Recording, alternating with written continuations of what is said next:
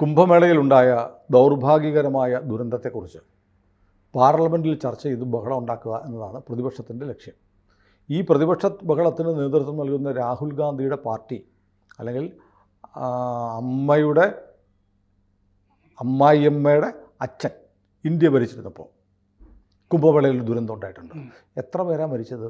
അത് 1000 പേരോളം മരിച്ചിട്ടുണ്ട്. 1000 പേര് 1954 54 കുംഭമേള ഈ എണ്ണം കുറയ്ക്കാൻ വേണ്ടി പിന്നീട് വിധവകൾ വൃന്ദാവനിൽ നിന്നൊക്കെ വരുന്നവരുണ്ട്, മരിച്ചവരുടെ എണ്ണം കുറയ്ക്കാൻ വേണ്ടി ജഡങ്ങൾ കുറയ്ക്കാൻ വേണ്ടിയിട്ട് വിധവകള്, പിന്നെ ഈ ഭിക്ഷാന്തേഹികളായിട്ട് വരുന്ന ആളുകളൊക്കെ ഉണ്ടല്ലോ, അനാഥർന്നൊക്കെ വിളിക്കാവുന്നവര്, അത്തരം ആളുകളുടെയൊക്കെ ജഡങ്ങൾ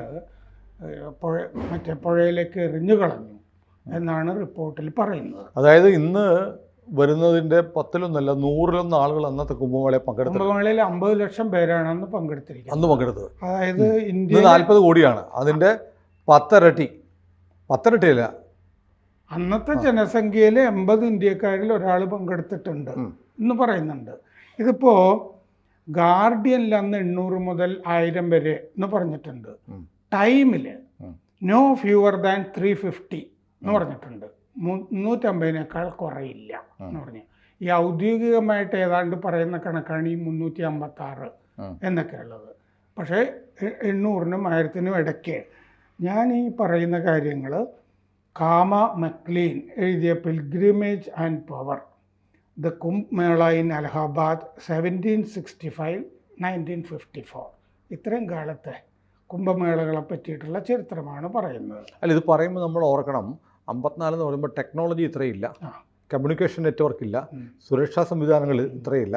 കുംഭമേളയെ പ്രാണവായു പോലെ കരുതുന്ന ഹിന്ദു വിശ്വാസികളുടെ ഭാഗമായിട്ടുള്ളൊരു സർക്കാരും ഇല്ല. അങ്ങനെയില്ല, അത് വളരെ പ്രധാനമാണ്. ഗോവിന്ദ വല്ലഭ് പന്താണ് അന്ന് മുഖ്യമന്ത്രി. കോൺഗ്രസ് സർക്കാരാണ് ഭരിക്കുന്നത്. കേന്ദ്രത്തിലും സംസ്ഥാനത്തും ഭരിക്കുന്ന കോൺഗ്രസ്സാണ്. കുംഭമേള നടക്കുന്നെങ്കിൽ നടക്കട്ടെ, അതിനുവേണ്ടി പ്രത്യേകമായി എന്തെങ്കിലും ചെയ്യണം എന്നുള്ള കരുതലൊന്നും ഇല്ലാത്ത സർക്കാർ ഒന്നുമില്ല. അതായത് ഇന്ത്യ സ്വതന്ത്രമായിട്ടുള്ള ആദ്യത്തെ കുംഭമേളയാണ് ഈ 1954. അപ്പോൾ അത് എത്ര പ്രാകൃതമായിരുന്നിരിക്കും അന്നത്തെ സംവിധാനങ്ങളെന്ന് ആലോചിച്ച് നോക്കിയാൽ. അത് ഇതിൽ പറയുകയാണ് ഇവര് കാമ മക്ലീൻ 1820 ശേഷം ആൾക്കൂട്ട നിയന്ത്രണം അടിയന്തര പ്രശ്നമായ ഒരു കുംഭമേളയായിരുന്നു ഇത്. അതായത് 1820 485 പേർ ഹരിദ്വാർ ഘട്ടിൽ കൊല്ലപ്പെട്ടു. അപ്പം 485 പേര് കൊല്ലപ്പെട്ടത് 1820 ഒരെണ്ണം നടന്നിട്ടുണ്ട്. 1840, 1906, 1954 അലഹബാദ്, 1954, 1986 ഹരിദ്വാർ, 2003 നാസിക്, 2013 അലഹബാദ് റെയിൽവേ സ്റ്റേഷൻ. ഈ ദുരന്തങ്ങളൊക്കെ ഇപ്പോൾ ഉണ്ടായതിൻ്റെയൊക്കെ എത്രയോ ഇരട്ടി ആൾനാശം ഉണ്ടായിട്ടുള്ള ദുരന്തങ്ങളാണ് ഈ കുംഭമേള ദുരന്തങ്ങൾ. എന്നിട്ട് ഇവർ പറയുന്നുണ്ട് ദുരന്തങ്ങൾ പക്ഷേ കുംഭമേളയിൽ അപൂർവമാണ്. പൊതുവെ 1954 ദുരന്തം ഫെബ്രുവരി 3 ആയിരുന്നു. മൗനി അമാവാസ്യ തന്നെയായിരുന്നു അത് അന്ന്. ജനുവരി 14 മുതൽ മാർച്ച് 3 വരെയാണ് അന്ന് കുംഭമേള നടന്നത്. 50 ലക്ഷത്തിൻ്റെ മേളിൽ ആളുകളുണ്ടായിരുന്നു. രാഷ്ട്രീയ നേതാക്കൾ ധാരാളം അവിടെ ഉണ്ടായിരുന്നു. 40 ദിവസത്തെ മേള. ഫെബ്രുവരി 3 രാവിലെ 8 മണിക്കും 9 മണിക്കും ഇടയ്ക്ക് ആണ് സംഭവം ഉണ്ടായത്. വലിയ സമ്മർദ്ദം ഉണ്ടായിരുന്നു ജനക്കൂട്ടത്തിൻ്റെ ഇടയ്ക്ക്. ആൾക്കൂട്ടത്തിൻ്റെ നിയന്ത്രണം എന്ന് പറഞ്ഞൊരു സംഭവമേ ഉണ്ടായിരുന്നില്ല. നിയന്ത്രണം പാടെ തകർന്നിരുന്നു. തിരക്കുള്ളിടത്തേക്ക് ജനം തള്ളിക്കയറി. മഴ പെയ്ത് ചെളി നിറഞ്ഞിരുന്നു. ഈ സ്ഥലങ്ങളിലൊക്കെ ഇടുങ്ങിയ പാതകളായിരുന്നു. അപ്പോൾ അതുകൊണ്ട് ചെളിയും ഇടുങ്ങിയ പാതകളും. ഈ താൽക്കാലിക പാലങ്ങൾ ഉണ്ടായിരുന്നു, ഈ പൊന്തൂൺസ് എന്ന് പറയുന്നത് തോണിപ്പാലങ്ങൾ ഉണ്ടായിരുന്നു. അതിലുമൊക്കെ ഈ പാതകളിലും ഈ തോണിപ്പാലങ്ങളിലൊക്കെ നിയന്ത്രണം പോയി. ഈ പാതകളിലും തോണിപ്പാലങ്ങളിലും ഇവിടുന്ന് അങ്ങോട്ടും അവിടെ നിന്ന് ഇങ്ങോട്ടും ആളുകൾ വരാൻ തുടങ്ങി. ഈ പ്രശ്നം ഉണ്ടായി കഴിഞ്ഞപ്പോൾ അങ്ങോട്ടും ഇങ്ങോട്ടും അരാജകത്വം നടമാടി. സംഘം റെയിൽവേ സ്റ്റേഷനിൽ ട്രെയിൻ നിർത്താൻ തീരുമാനിച്ചിരുന്നു ഈ ബഹളം ഒഴിവാക്കാനായിട്ട്. പക്ഷേ എന്നിട്ടും ഭക്തന്മാർ കൂട്ടമായി വന്നുകൊണ്ടിരുന്നു എന്ന് പറയുന്നുണ്ട്. ബാരിയേഴ്സൊക്കെ ബ്രേക്ക് ചെയ്തു ജനം. ഇത്തവണ പറയുന്നത് പോലെ തന്നെ അഖാഡകളിലെ സന്യാസിമാരുടെ പ്രദക്ഷിണത്തിൽ പങ്കുചേരാനായിട്ട് ജനം ശ്രമിച്ചു. പാതയിൽ ഉണ്ടായിരുന്ന ഭിക്ഷാന്തികളുടെയും ഒക്കെ ദേഹത്ത് ആളുകൾ പോയി വീണു. അവിടെ ഇങ്ങനെ ഇരുന്നിരുന്നവരുടെ ഇത്തവണത്തെയൊക്കെ പോലെ ഇത്തവണ ഉറങ്ങുകയായിരുന്നില്ലേ. ഇത്തവണ ഉറങ്ങുക എന്ന് വെച്ചാൽ രാവിലെ ആ മുഹൂർത്ത സമയത്ത് ആദ്യം കുളിക്കാൻ വേണ്ടിയിട്ട് അടുത്ത് പോയിരുന്നവരാണത്. 1 മണിക്കുമൊക്കെ ആദ്യം തന്നെ കുളിച്ചേക്കാന്ന് പറഞ്ഞിട്ട്. ഇതിൻ്റെ അന്വേഷണ റിപ്പോർട്ട് ഉണ്ട്. അതിൽ രക്ഷപ്പെടാൻ ശ്രമിച്ചവർ മഹാനിർവാണി അഖാഡയുടെ നാഗ സന്യാസിമാരുടെ പ്രദക്ഷിണത്തിൽ പങ്കുചേരാൻ പോയി എന്ന് പറഞ്ഞിട്ടുണ്ട്. പ്രദക്ഷിണം വന്നിട്ട് നാഗസന്യാസിമാർ പ്രദക്ഷിണമായിട്ട് വന്നിട്ട് നിൽക്കുകയാണ്. ആ പ്രദക്ഷിണത്തിൻ്റെ പിന്നിലേക്ക് തള്ളിക്കയറി ആളുകൾ.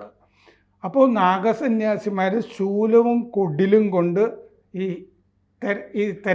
തിരക്കിലേക്ക് വരുന്നവർക്ക് നേരെ പ്രയോഗിച്ചു എന്ന് പറയുന്നുണ്ട്. സ്റ്റാമ്പീഡ് അങ്ങനെയാണ് ഉണ്ടായത്. ഒന്നിനുമേൽ ഒന്നായി ജഡങ്ങൾ കിടപ്പുണ്ടായിരുന്നു. മുന്നിലുള്ള ആളുകളുടെ തോളിലൊക്കെ ആളുകൾ കയറി രക്ഷപ്പെടാനൊക്കെ ശ്രമിക്കുന്നുണ്ടായിരുന്നു. നടക്കാനുള്ള സ്ഥലമൊന്നും അവിടെ ഉണ്ടായിരുന്നില്ല. 5 റോഡുകൾ സംഗമിക്കുന്ന സ്ഥലത്താണ് ഇതുണ്ടായത്. 5 പാതകൾ. അവിടെ ഒരു റാമ്പ്, തോണിപ്പാലമൊക്കെ ഉണ്ടായിരുന്നു. രാഷ്ട്രപതി രാജേന്ദ്ര പ്രസാദ്, ഉത്തർപ്രദേശ് ഗവർണർ KM മുൻഷി, മുഖ്യമന്ത്രി ഗോവിന്ദ് വല്ലഭ് പന്ത് ഇവരൊക്കെ ഈ VIP ദർശനത്തിന് വന്നിട്ട് അതിൽ വലിയ ഫോക്കസും കോൺസെൻട്രേഷനും ഉണ്ടായിരുന്നു ഉദ്യോഗസ്ഥന്മാരുടെ. ഇവർ വരുമ്പോൾ ശരിക്ക് സ്നാനം ചെയ്യിക്കാൻ VIP സുരക്ഷയിലായിരുന്നു ശ്രദ്ധ. ഇവരുടെ പുസ്തകത്തിലുണ്ട്. രാഷ്ട്രപതിയുടെ സ്നാനത്തിലും വലിയ ശ്രദ്ധ ഉണ്ടായിരുന്നു. കുംഭനഗരിയിൽ പരിക്കേറ്റവരെ രാഷ്ട്രപതി സന്ദർശിച്ചു. പിന്നെ ജവഹർലാൽ നെഹ്റു, മറ്റേ സെക്കുലറിസ്റ്റ്, തലേന്ന് കുംഭമേള സ്ഥലത്തെത്തി. എന്നിട്ട് സ്നാനം ചെയ്തില്ല, കൈമുക്കി വെള്ളത്തിൽ ജവഹർലാൽ നെഹ്റു. എന്നിട്ട് പിന്നീട് നെഹ്റു എന്നിട്ട് അവിടെ പറഞ്ഞു, ഇത്തരം മേളകളിലൊന്നും VIP-കൾ പങ്കെടുക്കാൻ പാടില്ല എന്നവിടെ പ്രസ്താവിച്ചു. അത് പറയാനുള്ള കാരണം എനിക്ക് തോന്നുന്നത് രാജേന്ദ്ര പ്രസാദ് അവിടെ വരുന്നു എന്ന് പറഞ്ഞിട്ടായി സ്നാനത്തിൽ പങ്കെടുക്കുന്നുണ്ടല്ലോ. അപ്പോൾ രാഷ്ട്രപതി രാജേന്ദ്ര പ്രസാദ് നെഹ്റുവായിട്ട് മിണ്ടില്ലായിരുന്നല്ലോ ആ കാലത്ത്. പല ഇഷ്യൂസും ഉണ്ടായിരുന്നു. EMS മന്ത്രിസഭയെ പിന്നീട് പിരിച്ചുവിടുന്നത്, ഹിന്ദു കോഡ് ബില്ല് അവതരിപ്പിക്കുമ്പോൾ എനിക്ക് ഹാജരാവണം പാർലമെൻറ്റിൽ എന്ന് പറഞ്ഞപ്പോൾ നെഹ്റു സമ്മതിച്ചില്ല രാജേന്ദ്ര പ്രസാദിനോട്. അങ്ങനെ അവർ തമ്മിൽ ധാരാളം ഇഷ്യൂസ് ഉണ്ടായിരുന്നു. പിന്നെ സോമനാഥ് ക്ഷേത്രത്തിൻ്റെ അഭിഷേകം നടത്താൻ പാടില്ല എന്ന് രാജേന്ദ്ര പ്രസാദിനോട് നെഹ്റു പറഞ്ഞിരുന്നു. അവിടെ പോകാൻ പാടില്ല എന്ന്. അദ്ദേഹം പോവുകയും ചെയ്തു. അപ്പോൾ 3 അംഗ കമ്മിറ്റിയെ ഈ കമ്മീഷനായിട്ട് വെച്ചു. ഇത്തവണ 3 അംഗ കമ്മിറ്റിയാണെന്ന് തോന്നുന്നു. കമലാകാന്ത് വർമ്മ, പഴയ അലഹാബാദ് ചീഫ് ജസ്റ്റിസ് ഹൈക്കോടതിയുടെ. പിന്നെ ഡോക്ടർ പന്നലാൽ, ഉത്തർപ്രദേശ് സർക്കാരിൻ്റെ ഉപദേഷ്ടാവായിരുന്നയാൾ, മുൻ ഉപദേഷ്ടാവ്. AC മിത്ര, ജലസേചന വകുപ്പിലെ ചീഫ് എഞ്ചിനീയർ. ഇത്രയും പേരെയാണ് നിയമിച്ചത്. അവർ റിപ്പോർട്ടിൽ എന്ത് ചെയ്തു എന്ന് വെച്ചാൽ മഹാനിർവാണ അഖാഡ അവരുടെ മേൽ കുറ്റം ചാർത്തി. ഈ സ്റ്റാമ്പീഡ് ഉണ്ടാക്കിയത് മഹാനിർവാണ അഖാഡയാണ് എന്ന് പറഞ്ഞാൽ ഉദ്യോഗസ്ഥന്മാരെയൊക്കെ ഊരി ഇതിൽ നിന്ന് അഖാഡയുടെ മുകളിൽ കുറ്റം ചാർത്തി. അത് കഴിഞ്ഞൊരു സ്വതന്ത്ര സമിതി, ജനം രോഷാകുലരായിട്ട് സ്വതന്ത്ര സമിതിയെ വെച്ചു. അവർ മന്ത്രിമാരുടെ മുകളിൽ കുറ്റം ചാർത്തി. എന്നിട്ട് ഇതൊരു മൊത്തം കവറപ്പാണ് നടന്നതെന്ന് അവർ പറഞ്ഞിരുന്നു.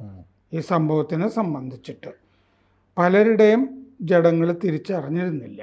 ഈ ഭിക്ഷക്കാർ, വിധവകൾ, ഇത്തരം ആളുകളുടെയൊക്കെ ജഡങ്ങൾ ആഴ്ച കഴിഞ്ഞ് മുഴുകി നടക്കുന്നുണ്ടായിരുന്നു വെള്ളത്തിൽ എന്ന് ആ റിപ്പോർട്ടിൽ പറഞ്ഞു. ഭരണത്തിനെതിരായ വികാരം കുറയ്ക്കാൻ വേണ്ടി, മരണനിരക്ക് കുറയ്ക്കാൻ വേണ്ടി ജഡങ്ങൾ കൂട്ടമായിട്ട് തട്ടിക്കളഞ്ഞു എന്നും ആ റിപ്പോർട്ടിൽ പറഞ്ഞിട്ടുണ്ട്.